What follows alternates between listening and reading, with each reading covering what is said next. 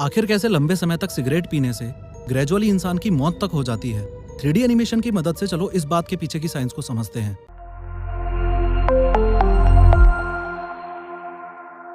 This video is sponsored by master 3D with professor.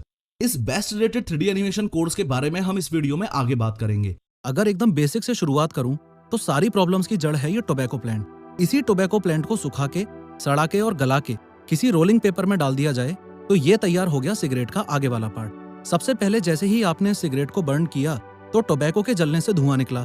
इस cigarette smoke को आपने inhale तो कर लिया, लेकिन प्रॉब्लम ये है कि 4000 से भी ज्यादा हार्मफुल गैसेस और केमिकल्स इस स्मोक के अंदर कंटेन्ड हैं।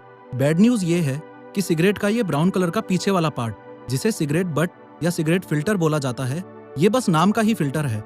मेनली इसका काम है टोबैको के उस पार्ट को रोकना जो पूरी तरह से ना जल पाया हो, जिसे दूसरे शब्दों में टार भी बोल दिया जाता है। लेकिन इस फिल्टर के होने के बावजूद भी कुछ टार आपकी बॉडी में एंटर कर ही जाता है। फाइनली सिगरेट स्मोक इनहेल करने की वजह से 4000 से ज्यादा हार्मफुल गैसेस और केमिकल्स आपके विंड पाइप में एंटर कर चुके हैं। ये केमिकल्स आपके शरीर को एग्जैक्टली कैसे नुकसान पहुंचाएंगे, आगे बढ़ के ये समझने से पहले कुछ सेकंड्स के लिए इस स्टोरी को रोक देते हैं और एक नई स्टोरी की हेल्प से सबसे पहले ये समझते हैं कि अगर आपने सिगरेट स्मोक की जगह फ्रेश ऑक्सीजन इनहेल की होती तो क्या होता। देखो, आपने ऑक्सीजन इनहेल की, वो आपके विंड पाइप में पहुंच गई। ये दोनों हमारे लंग्स हैं और लंग्स तक पहुंचते पहुंचते आगे बढ़ के ये विंड पाइप इन 2 ब्रांचेस में डिवाइडेड है, जिन्हें ब्रोंकाई बोला जाता है। और ये ब्रोंकाई इन बहुत सारी ब्रांचेस में डिवाइडेड हैं, जिन्हें ब्रोंकियोल्स बोला जाता है। फर्दर इन ब्रोंकियोल्स के भी एंड में है ये एल्वियोलाई। अब ध्यान से समझना, ये सिलेंड्रिकल पाइप्स जो आप देख रहे हो, ये ब्लड स्ट्रीम है। खास बात यह है कि ये ब्लड स्ट्रीम इस एल्वियोलाई से अटैच्ड है और इस एल्वियोलाई की बाउंड्री इतनी ज्यादा पतली होती है कि इस जंक्शन पे कार्बन डाइऑक्साइड ब्लड स्ट्रीम से एल्वियोलाई में आके शरीर से बाहर जा सकती है और जो ऑक्सीजन जस्ट अभी हमने सांस के द्वारा इनहेल की थी वो एल्वियोलाई से इस ब्लड स्ट्रीम में आ सकती है।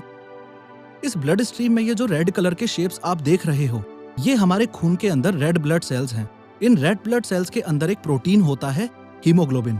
ये ऑक्सीजन एल्वियोलाई से ब्लड स्ट्रीम में आके इस हीमोग्लोबिन से बाइंड हो जाती है और फर्दर जैसे जैसे ये ब्लड हमारे पूरे शरीर में सर्कुलेट होगा, इसके साथ साथ ये ऑक्सीजन भी पूरे शरीर में सर्कुलेट होगी। फॉर एग्जाम्पल, लंग्स से ऑक्सीजन निकली और पैरों में चली गई, हाथों में चली गई, ब्रेन में चली गई, एक्सेट्रा एक्सेट्रा। अब हम वापस अपनी सिगरेट वाली स्टोरी पे आ जाते हैं। ये जो 4000 प्लस हार्मफुल केमिकल्स आपने इनहेल किए, वो भी विंड पाइप से ब्रोंकाई में आए, ब्रोंकाई से ब्रोंकियोल्स में आए, ब्रोंकियोल से एल्वियोलाई में आए और यहाँ से सारी प्रॉब्लम्स शुरू।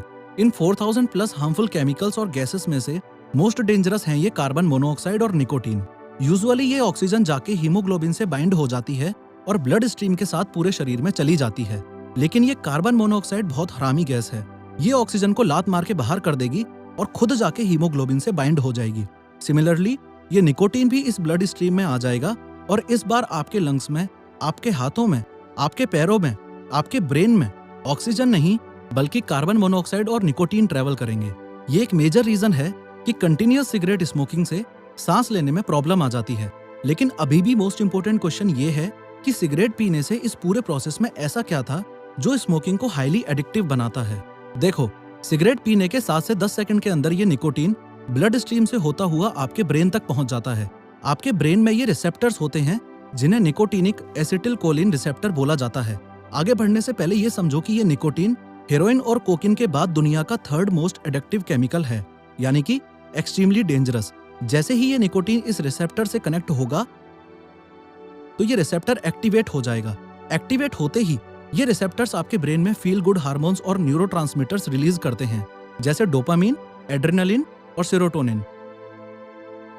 ये हार्मोन्स आपकी हार्ट बीट इंक्रीज करके आपको फ्रेश फील करवाएंगे, आपको ज्यादा एनर्जेटिक, ज्यादा फोकस्ड और ज्यादा अटेंटिव फील करवाएंगे। टेम्परेरीली आपका कंसंट्रेशन भी इंक्रीज होगा, डाइजेस्टिव सिस्टम बेटर परफॉर्म करेगा और मोस्ट इंपोर्टेंटली आपका स्ट्रेस दूर होगा। अल्टीमेटली जिससे आपको हैप्पीनेस फील होगी और लगेगा कि आप 7वें आसमान पर हो। लेकिन इस पूरी कहानी में सबसे बड़ी प्रॉब्लम तब आती है जब आपको ये पता चले कि ये निकोटीन जो आपको सारी गुड फीलिंग्स और प्लेजर दे रहा था, वो आपके शरीर में सिर्फ और सिर्फ 2 घंटे रुकेगा। उसके बाद ब्रेकडाउन होकर लीवर में चला जाएगा और फर्दर मूत्र विसर्जन के द्वारा शरीर से बाहर चला जाएगा। अगर टेक्निकली देखा जाए तो जिंदगी में सिर्फ एक सिगरेट पीने से आपकी बॉडी पर कोई बैड इफेक्ट नहीं होगा, लेकिन इतिहास गवाह है कि 99.9% केसेस में आज तक कभी ऐसा हुआ नहीं कि किसी ने सिर्फ एक बार स्मोकिंग करके छोड़ दी हो। जैसे ही निकोटीन शरीर से बाहर निकला, फिर से क्रेविंग शुरू, आप फिर से सिगरेट पियोगे। अगेन निकोटीन आपके ब्रेन में पहुंच के फील गुड हार्मोन्स रिलीज करके आपको 7वें आसमान पे बिठा देगा और 2 घंटे बाद शरीर छोड़ देगा। निकोटीन की वजह से सिगरेट पीने की ये साइकिल या चेन चलती रहेगी और ऐसे लोग जो एक के बाद एक चेन बना के दिन में 100 सिगरेट्स तक पी जाते हैं, उन्हें ही तो चेन स्मोकर्स बोल दिया जाता है। लेकिन एक एवरेज स्मोकर एक दिन में 10 से 15 सिगरेट्स तो निपटा ही देता है। सिगरेट स्मोकिंग की एनाटॉमी को समझने के बाद अब बारी है ये समझने की कि आखिर कैसे लॉन्ग टाइम तक स्मोकिंग करने से इंसान की जान तक जा सकती है। लेकिन आगे बढ़ने से पहले एक जरूरी सूचना, ब्रेनरिग एनिमेशन स्टूडियोज में क्रिएटिव 3D आर्टिस्ट की जॉब वैकेंसीज अवेलेबल हैं। अब यहाँ 2 सिचुएशंस आती हैं। यदि आप ऑलरेडी एक क्रिएटिव 3D आर्टिस्ट हैं तो जल्दी से जल्दी अपने पोर्टफोलियो, डेमो रील्स और रिज्यूमे इस ऑफिशियल आईडी पे मेल कीजिए। लेकिन यदि आपको 3D एनिमेशन नहीं आता और इस बात का पूरा विश्वास है कि आप एक क्रिएटिव इंडिविजुअल हैं और high quality 3D animations create कर सकते हैं, तो आप मेरे द्वारा तैयार किए गए master 3D with professor premium training program में एडमिशन लीजिए और एकदम बिगिनर लेवल से शुरुआत करके professor of how YouTube channel जैसी 3D वीडियोस बनाना सीखिए। 3D कोर्स की पूरी जानकारी के लिए स्क्रीन पर दिखाए गए व्हाट्सएप नंबर पे अभी की अभी मैसेज करें। देखो, ये जो हमारे ब्रोंकियोल्स हैं, इनके अंदर म्यूकस और सीलिया होता है। जब हम सांस लेते हैं तो ऑक्सीजन के साथ साथ जर्म्स और डस्ट जैसे हार्मफुल पार्टिकल्स भी हमारी बॉडी में एंटर करते हैं, जो कि आगे बढ़ने से पहले इस म्यूकस में ट्रैप हो जाते हैं।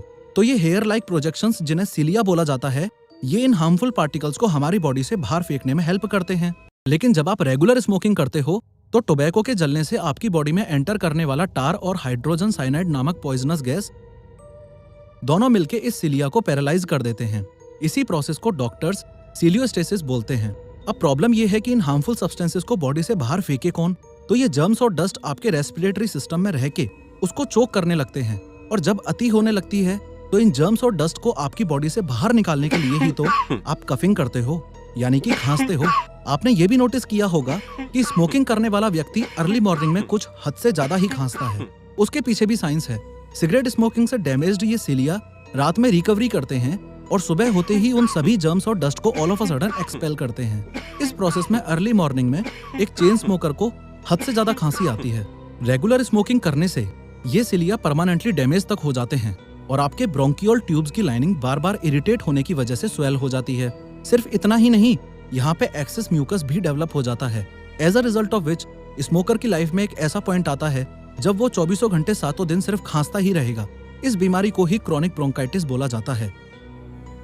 रेगुलर स्मोकिंग की वजह से ये 4000 प्लस डेंजरस केमिकल्स आपके एल्वियोलाई को भी डैमेज कर देते हैं।